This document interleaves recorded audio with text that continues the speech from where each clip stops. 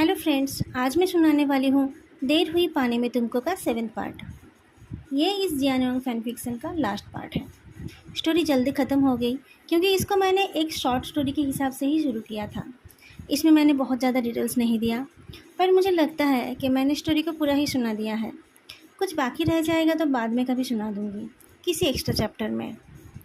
Doctor लानवांग जी, क्या तुम्हें मुझ पर इतना सा भी भरोसा नहीं है? वो युवक्षण ने आयवन के पीठ को रब करते हुए कहा। 3-4 दिन बाद डैडी को पाकर आयवन उसके सीने में जाकर चिपक गया है। कैसे तुम पर भरोसा करूं? लानवांग जी ने कहा। तुम्हारे साथ ये सब हो गया और मुझे पता भी नहीं चला। कुछ नहीं हुआ मुझे, मैं बिल्कुल ठीक हूँ, वो युवक्षण ने कहा। इतनी देर तक चुप खड़े डॉक्टर ने कहा, तो ये फेमस हार्ट सर्जन डॉक्टर लानवांग जी है? डॉक्टर वही, क्या यही वो है? हाँ, मैं इसी से शादी करने वाला हूँ, वो युवक्षण ने शर्मा कर कहा। कॉन्ग्रेचुलेसन्स डॉक्टर वही। डॉक्टर लान, मैंने आपके बहुत सारे आर्टिकल्स पढ़े हैं, डॉक्टर ने कहा। थैंक यू, लानवांग जी ने कहा। वुक्शिया की कंडीशन क्या है? अभी तक सारे टेस्ट रिपोर्ट्स नॉर्मल है। आप मेरे साथ चलिए, मैं आपको सब दिखाता हूँ। अगर आप चाहें तो हम डॉक्टर वही को आपके हॉस्पिटल में रेफ़र कर सकते हैं। आप वहाँ पर उनके और भी टेस्ट करा सकते हैं। डॉक्टर लानवांग जी को लेकर चला गया। तुमने पापा को परेशान तो नहीं किया? वो युवक्षण ने आयवन से पूछा। नहीं, आयवन ने गर्दन हिलाया। पर डैडी, क्या आपको दर्द हो रहा है? थोड़ा सा, वो युवक्षण ने कहा। पर अब तुम आ गए हो तो ये दर्द जल्दी ठीक हो जाएगा। तुम भी कमाल करते हो यार, नी हुए संग ने कहा। वांग जी कितना परेशान था? नर्स ने कहा। डॉक्टर वही को तो होश आते ही उन्होंने सबसे पहले डॉक्टर लान का नाम लिया था। तभी पुलिस आ गई। आयवन को देखकर एक पुलिसमैन ने पूछा, क्या यही वो बच्चा है? ये मेरा बेटा आयवन है, वो युवक्षण ने जवाब दिया। आयवन वो युवक्षण के सीने से लगा हुआ था। पुलिस देखकर उसने अपने डैडी को और टाइटली पकड़ लिया। डैडी, ये बच्चा आपके पास था? क्या इस बच्चे के बदले आपने डॉक्टर वही को पैसे दिए थे? पुलिस ने निये हुए संग से पूछा। बच्चा मेरे पास नहीं था, निये हुए संग ने कहा। पर क्या आपको पता है कि रिसेंटली इस बच्चे का हार्ट ऑपरेशन हुआ है? उस ऑपरेशन के लिए वुक्शिया को पैसे नहीं मिले, बल्कि उसका बहुत खर्चा हो गया है। डॉक्टर वही के ऊपर ह्यूमन ट्रैफिकिंग का आरोप है। उन्होंने किसी और के बच्चे को अपने पास रखा और बाद में उसे बेच दिया, पुलिस ने कहा। किसने लगाया ये आरोप? लानवांग जी अंदर आते हुए पूछता है। बच्चे के पेरेंट्स ने, पुलिस ने कहा। कौन है इस बच्चे के पेरेंट्स? लानवांग जी ने पूछा। आयवन बेटा, आपके डैडी कौन है? आयवन वुक्शिया के सीने में चेहरा छुपा लेता है। डैडी। और मैं कौन हूँ? लानवांग जी ने पूछा। पापा, आयवन ने धीरे से कहा। देख लिया ऑफिसर, बच्चे के पेरेंट्स कौन हैं? हमारा बच्चा हमारे पास है, इसमें ट्रैफिकिंग कहाँ से आ गया? लानवांग जी ने पूछा। बच्चे के बोल देने से आप दोनों उसके पेरेंट्स नहीं बन जाओगे, पुलिसमैन ने कहा। लीगल डॉक्यूमेंट्स कहाँ हैं? सारे डॉक्यूमेंट्स आपको शाम तक मिल जाएंगे, लानवांग जी ने कहा। पर मैं उन अटैकर्स के अगेंस्ट अटेम्प्ट टू मर्डर का रिपोर्ट लिखना चाहता हूँ। उसके लिए आपको पुलिस स्टेशन जाना पड़ेगा, पुलिसमैन ने कहा। लानवांग जी, युवक्षण ने कहा, जाने दो ना। तुम चुप रहो, तुम्हारी इन आदतों की वजह से ही लोग तुम्हारा फ़ायदा उठाते हैं, लानवांग जी ने डांट कर कहा। पहले तो उन लोगों ने अपना बीमार बच्चा तुम्हें पकड़ा दिया, और अब जब तुमने उसका ट्रीटमेंट करा दिया तब तुम्हारी शुक्रगुजार होने की बजाय उन लोगों ने तुम पर जानलेवा हमला किया और तुम पर ट्रैफिकिंग का आरोप लगा दिया। मैं इस केस के एंड तक जाऊंगा और उनको सज़ा दिलाऊंगा। अगर वो लोग वाकई इसके बायोलॉजिकल पेरेंट्स हैं और इसे वापस चाहते हैं तो हम आयन को उनके पास भेज देंगे, वो युवक्षण ने कहा। हरगिज़ नहीं, मैं अपना बेटा किसी को नहीं दूंगा, खासतौर पर उन लोगों को तो बिल्कुल नहीं, जिन लोगों ने उसे फेंक दिया था और जिन लोगों ने तुम्हें मारने की कोशिश की थी, लानवांग जी ने कहा। अगर तुमने मुझे रोकने की कोशिश की, वो युवक्षण ने उसे इंटरप्ट किया। ठीक है, तुम जो बोलोगे मैं वही करूँगा। तुम आराम करो, मैं आयन को अपने साथ ले जाता हूँ, लानवांग जी ने कहा। उसे रहने दो मेरे पास, वो युवक्षण ने कहा। नहीं, तुम्हें आराम की ज़रूरत है और उसे एक्सरसाइज की। लानवांग जी ने आयन को बेड से लेकर नीचे उतार दिया और फिर उसका हाथ पकड़ते हुए कहा, ये हमेशा के लिए तुम्हारे पास रहे, उसी का इंतज़ाम करूँगा मैं। लानवांग जी ने जो वादा किया था वो निभाना इतना आसान तो नहीं था, पर उसने हार नहीं मानी। आयन के बायोलॉजिकल पेरेंट्स गरीब थे। एक बेटे की उम्मीद में उनके घर 4 बेटियां पैदा हो गई थी। आखिरकार जब एक बेटा पैदा हुआ तब वो लोग बहुत खुश हुए थे। पर जब उनको पता चला कि उनके बेटे के दिल के स्ट्रक्चर में एक बड़ा गड़बड़ है जो ऑपरेशन से ही ठीक हो सकता है और उस ऑपरेशन के लिए बहुत पैसों की ज़रूरत है, तब वो लोग समझ नहीं पा रहे थे कि वो क्या करेंगे। बहुत सोचने के बाद उन लोगों ने उस छोटे से बच्चे को वुइवुक्शा के ऑफिस के सामने छोड़ दिया। वुइवुक्शा एक आरएमओ है और सब जानते हैं कि वो बहुत रहमदिल अच्छे इंसान हैं। वो अकेला ही रहता है। आयवन के पेरेंट्स को उम्मीद थी कि वुइवुक्शा उनके बच्चे को अपने पास रखकर उसका अच्छे से ध्यान रखेगा और शायद उसका ट्रीटमेंट भी कराएगा। कुछ दिन पहले उन लोगों को ये खबर भी मिली कि आयवन का ऑपरेशन हो गया है। आयवन पूरी तरीके से ठीक हो गया है। ये कन्फर्म होते ही वो लोग उसे चुरा कर ले जाने वाले थे, पर उसके पहले ही एक दिन उनको पता चला कि आयवन वुइवुक्शा के घर में नहीं है। वुक्शा उसे लेकर कहीं गया था और फिर अकेला ही वापस आया है। ये खबर मिलते ही वो लोग पागल हो गए। आयवन को लानवांग जी के पास छोड़कर आने के बाद वुइवुक्शा खुद को बहुत अकेला महसूस कर रहा था। सुबह नींद से उठने के बाद उसके पास जैसे कोई काम ही नहीं था। लानवांग जी उसे एक्सरसाइज करने के लिए बोल रहा था। ये याद आने पर वो सुबह मॉर्निंग वॉक पर जाने लगा। पहला दिन तो ठीक ही था, पर जैसे ही दूसरे दिन वो मॉर्निंग वॉक पर गया उसे कुछ लोगों ने घेर लिया। वो लोग उससे आयवन के बारे में पूछ रहे थे। वुइवुक्शा को पता नहीं था कि वो लोग कौन थे, इसलिए उसने उन्हें कुछ बताने से इनकार कर दिया। पहले तो वो लोग उसे ऐसे ही मारने लगे थे। वुक्शा ने भी बदले में उनको मारा। जब उसने कुछ नहीं बताया तब अचानक किसी ने उसके सर पर वार कर दिया। हॉस्पिटल के कुछ स्टाफ उस टाइम नाइट ड्यूटी से घर वापस जा रहे थे। वो लोग वुइवुक्शा को मार खाते देख दौड़ कर गए। अटैक करने वाले तो भाग गए, पर रेस्क्यू करने वालों ने उनमें से एक दो को पहचान लिया था। पुलिस ने जब उन लोगों को पकड़ा तब उन लोगों ने वुइवुक्शा के ऊपर बच्चा बेचने का आरोप लगा दिया। सर की चोट की वजह से वुइवुक्शा लगभग 22 घंटे तक बेहोश था और थोड़ी देर अगर उसे होश नहीं आता तो उसे दूसरे हॉस्पिटल में ट्रांसफ़र किया जाता। वुइवुक्शा के रिलेटिव्स के बारे में उसके किसी कॉलीग्स को पता नहीं था और उसका फ़ोन भी टूट गया था, इसलिए किसी को खबर नहीं दी गई थी। होश में आते ही वुइवुक्शा ने लानवांग जी को कॉल करने का सोचा, पर उसका फ़ोन टूट गया था और उसे वांग जी का नंबर याद नहीं था। उसने किसी को लानवांग जी के हॉस्पिटल में कॉल करके खबर देने के लिए कहा था, पर लानवांग जी तो उससे बहुत पहले ही वहाँ से निकल कर आ गया था। पिछली रात को जब उसने वुइवुक्शा के सारे इंपॉर्टेंट डॉक्यूमेंट्स को देखा तब वो श्योर हो गया था कि उसका वुक्शा उसे धोखा नहीं देना चाहता है। उसने कॉल नहीं किया है, इसका मतलब वो किसी परेशानी में है। उसके अपॉइंटमेंट लेटर से उसके ऑफिस का एड्रेस मिल गया तो लानवांग जी बिना टाइम वेस्ट किए वुक्शा को ढूंढने निकल गया। हॉस्पिटल में आते ही उसे वुइवुक्शा के साथ क्या हुआ है वो पता चल गया। लानवांग जी के अब 2 घर बन गए। वुइवुक्शा का ट्रीटमेंट और उसके केसेस वुक्शा के शहर में ही चलने वाले थे। केस की वजह से वो कहीं और जा भी नहीं सकता था।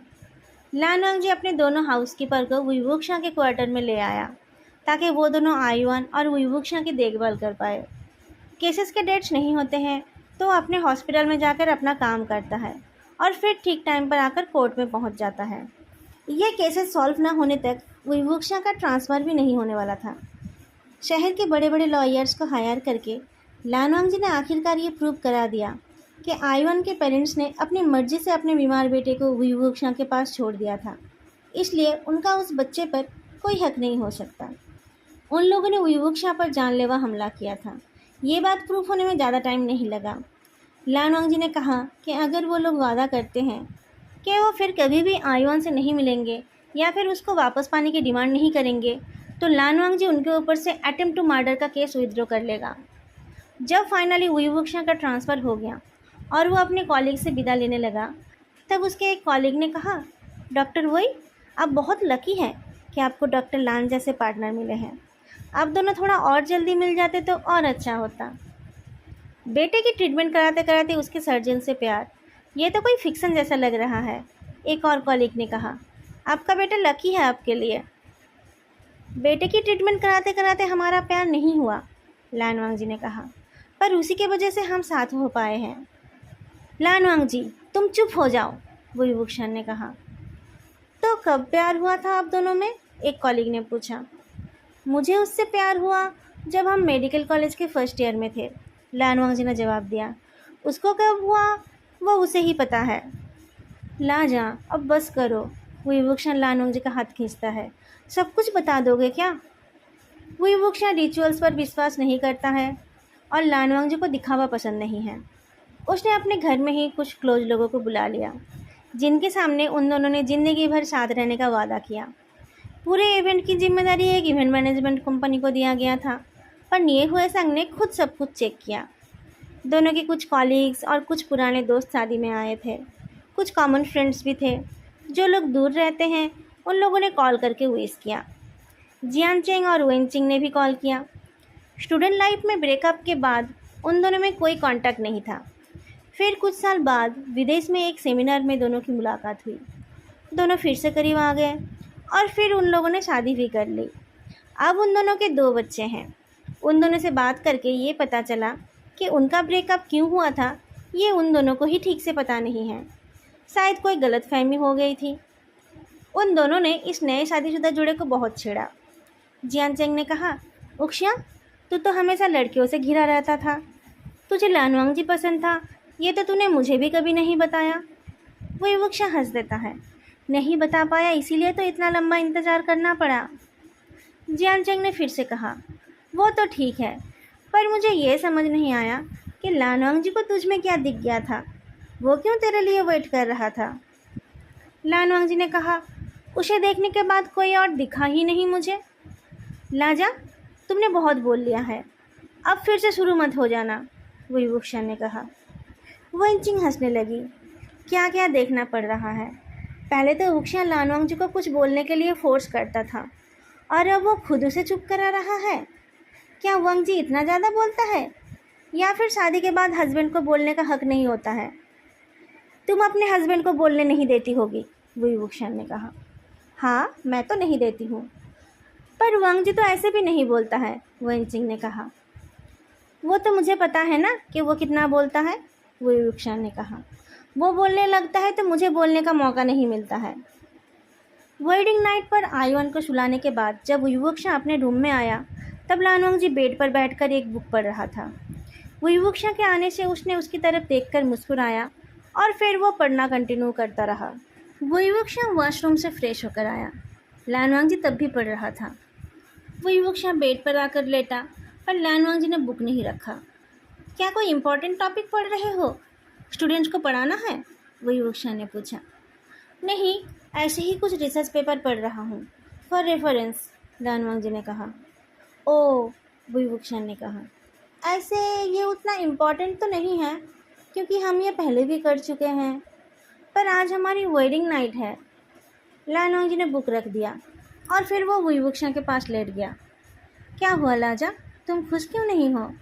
क्या आज के इवेंट से तुम सेटिस्फाइड नहीं हुए? युवक्षण ने पूछा।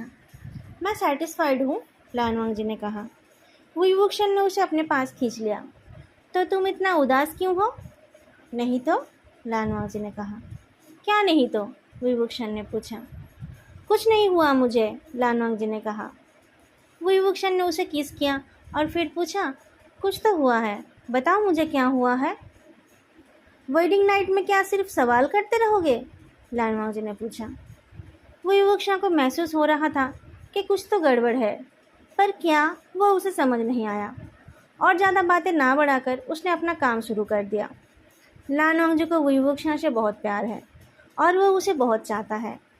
उसके छू देने से ही उसकी बॉडी जाग उठती है। आज भी वैसा ही हुआ। सब कुछ अच्छा चलने लगा, पर युवक्षा को किसी चीज़ की कमी महसूस होने लगी। वो समझने की कोशिश करता है, पर समझ नहीं पाया। वो और अच्छा परफॉर्म करने की कोशिश करता है।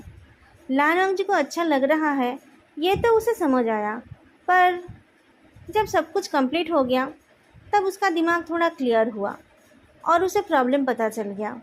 लाजा, तुम्हें अच्छा नहीं लगा? युवक्षा ने पूछा। अच्छा लगा है, लानवांग जी ने जवाब दिया। झूठ मत बोलो। युवक्षा ने लानवांग जी के दोनों हाथों को पकड़कर तकिए के ऊपर प्रेस कर दिया। आज तुमने एक बार भी मेरा नाम नहीं लिया, तुमने मौन भी नहीं किया। अच्छा नहीं लग रहा तो बताना चाहिए था ना? मैंने कहा तो कि बहुत अच्छा लगा है, लानवांग जी ने कहा। चलो अब सो जाते हैं। आज ही तो हमारी शादी हुई है। आज ही क्या तुम मुझसे बोर हो गए हो? मुझसे शादी करके पछता रहे हो तुम? युवक्षा ने पूछा। बिल्कुल नहीं, लानवांग जी ने कहा। लाजा, मुझसे ठीक से बात करो, विभूषण रिक्वेस्ट करता है। क्या मैंने कोई गलती कर दी है? उसने पूछा। नहीं तो, लानवांग जी ने कहा। तो तुम मुझसे ठीक से बात क्यों नहीं कर रहे हो? विभूषण ने पूछा। तुम्हें मेरा ज़्यादा बातें करना पसंद नहीं है ना, इसलिए, लानवांग जी ने कहा। लाजा, विभूषण ने लानवांग जी के होठों को अपने होठों से बंद कर दिया। थोड़ी देर तक स्मूचिंग करने के बाद उसने कहा, मुझे तुम्हारी बातें अच्छी लगती हैं, बहुत अच्छी लगती है। पर तुमने कहा ना कि मैं बहुत ज़्यादा बोलता हूँ, लानवांग जी ने कहा। मैंने ऐसा कब कहा? विभूषण ने कहा। मैं तो तुम्हारी बातें सुनना चाहता हूँ। बीच में कितने साल बर्बाद हो गए, कितने सालों से मुझे तुम्हारी वॉइस सुनाई नहीं दी थी। अब जब हम साथ हैं तब तुम चुप मत रहो। तुमने उस टाइम सबके सामने कहा था कि मैं ज़्यादा बोलता हूँ, लानवांग जी ने कहा। कब? विभूषण ने पूछा। फिर उसे कुछ याद आया। अच्छा, उस टाइम तुम हमारे सारे सीक्रेट्स बता रहे थे तो मुझे शर्म आ रही थी, इसलिए मैंने तुम्हें रोका था। गलती हो गई, माफ़ कर दो प्लीज़। लानवांग जी ने कुछ नहीं कहा। प्लीज़ लाजा, प्लीज़ ऐसा मत करो मेरे साथ, मैं फिर ऐसा कुछ नहीं बोलूँगा, विभूषण ने कहा। तो फिर ठीक है, लानवांग जी ने कहा। मैंने तुम्हें माफ़ कर दिया वही। चलो फिर से शुरू करते हैं। इस बार मैं ठीक से रिस्पॉन्स करूँगा। विभूषण फिर से काम में लग गया और इस बार लानवांग जी ने भी ठीक से रिस्पॉन्स किया। लानवांग जी के मुंह से अपना नाम सुनते सुनते विभूषण खुशी से पागल हो रहा था। वो चाह रहा था कि यह रात कभी ख़त्म ही ना हो। 3 महीने बाद लानवांग जी को एक सेमिनार के लिए बैंकॉक जाना था। वो विभूषण को भी साथ ले जाना चाहता था। मैं जाकर क्या करूँगा? विभूषण ने पूछा। तुम जल्दी काम ख़त्म करके आ जाना। मैं और आयुन यही तुम्हारा इंतज़ार करेंगे।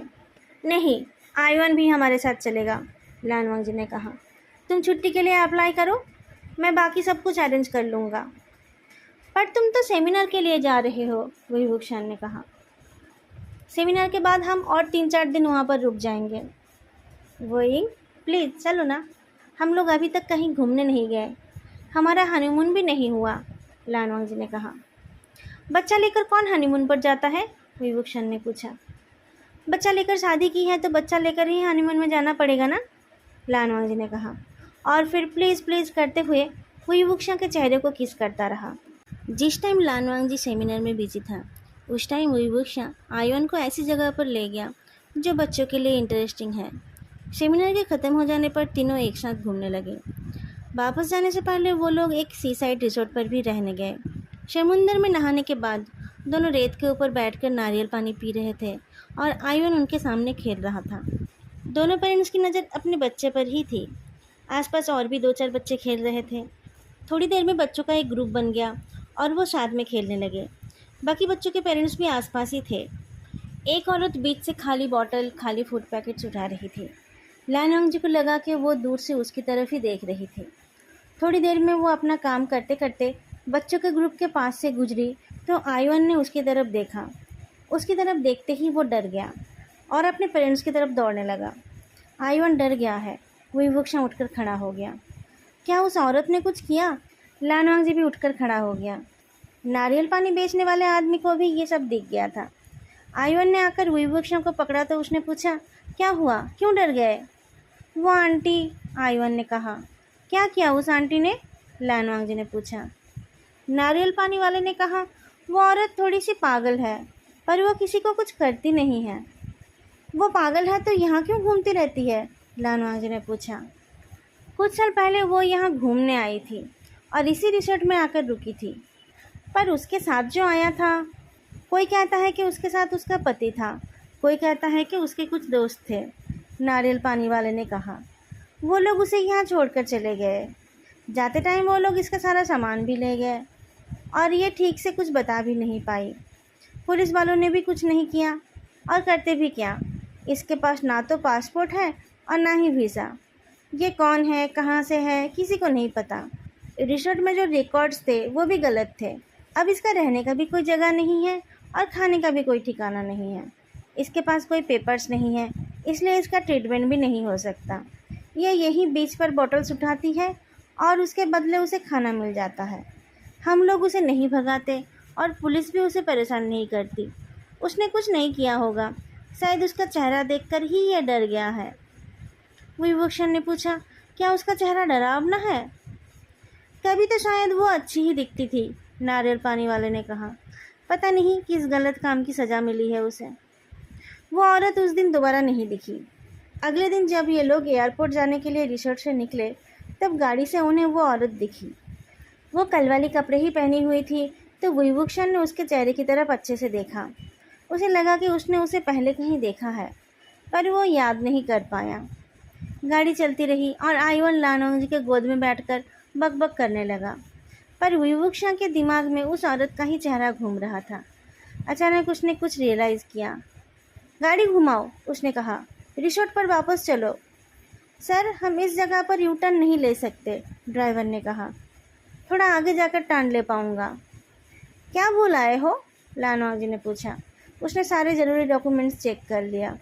सब कुछ लाया हूँ मैं, वापस जाने की ज़रूरत नहीं है। लहजा, वो पागल औरत वांग लिंगजो की तरह दिखती है। हम वापस जाकर चेक कर सकते हैं, विभूषण ने कहा। कोई ज़रूरत नहीं, लानोंग जी ने कहा। वांग लिंगजो इस हाल में क्यों होगी? वो खुद एक डॉक्टर है। वो औरत कोई और होगी। हम उसकी मदद नहीं कर पाएंगे तो हमें और ज़्यादा बुरा लगेगा।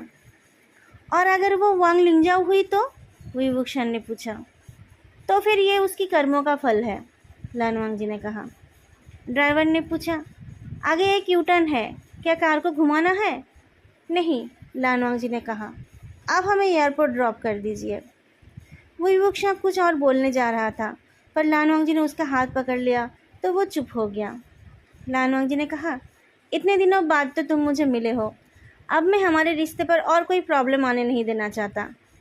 विभूषण ने लानोंग जी के हाथ के ऊपर अपना दूसरा हाथ रखा। तुम ठीक बोल रहे हो। मुझे इस रिश्ते को और जिम्मेदारी के साथ निभाना चाहिए। तुम दोनों ही अब मेरी फर्स्ट प्रायोरिटी हो। मैं तुमसे बहुत प्यार करता हूँ और हमेशा करता रहूँगा। तुमने कहा था कि तुम जिससे प्यार करते हो वो अगर तुमसे प्यार करे तो तुम उसके कदमों में पड़े रहोगे, लानोंग जी ने कहा। तुम्हारे कदमों में ही तो पड़ा हूँ मैं। तुमने मना किया तो मैं नहीं गया ना, विभूषण ने मुस्कुरा कर कहा। अपनी जगह याद रखना, लानोंग जी ने कहा। पर अगर मेरी जगह तुम्हारे कदमों में है तो तुम्हारे दिल में कौन है? विभूषण ने पूछा। कोई नहीं, कहकर लानोंग जी ने मुंह फेर लिया। कोई नहीं? विभूषण ने पूछा। आईवन है बस, लानोंग जी ने बाहर देखते हुए जवाब दिया। ओह, ठीक है, तुम आईवन को हमेशा अपने दिल में रखना और मुझे अपने कदमों में रहने देना। तुम जैसा बोलोगे मैं हमेशा वैसा ही करता रहूँगा, विभूषण ने एक बड़ी सी मुस्कान के साथ कहा। तुम मेरे सिवा किसी और को नहीं देखोगे, लानोंग जी ने विभूषण की तरफ देखते हुए कहा। मैं पागल हूँ? तुम्हारे रहते मैं किसी और की तरफ क्यों देखूँगा? विभूषण ने कहा। डैडी, आप मेरी तरफ नहीं देखोगे? आईवन ने पूछा। तुम्हें तो मैं और पापा दोनों मिलकर देखेंगे, विभूषण ने कहा। Thank you daddy, thank you पापा। आईवन ने डैडी और पापा दोनों को किस किया। दोस्तों, ये फ़ैन फिक्सन यहीं पर ख़त्म होती है। आप लोगों को ये फ़ैन फिक्सन कैसी लगी ये कमेंट करके बताना मत भूलना, और वीडियो को लाइक करना भी मत भूलना। और ऐसी ही प्यारी प्यारी फ़ैन फिक्सन सुनने के लिए चैनल को सब्सक्राइब करना भी मत भूलना। फिर मिलेंगे एक नई फ़ैन फिक्सन लेकर। तब तक के लिए बाय।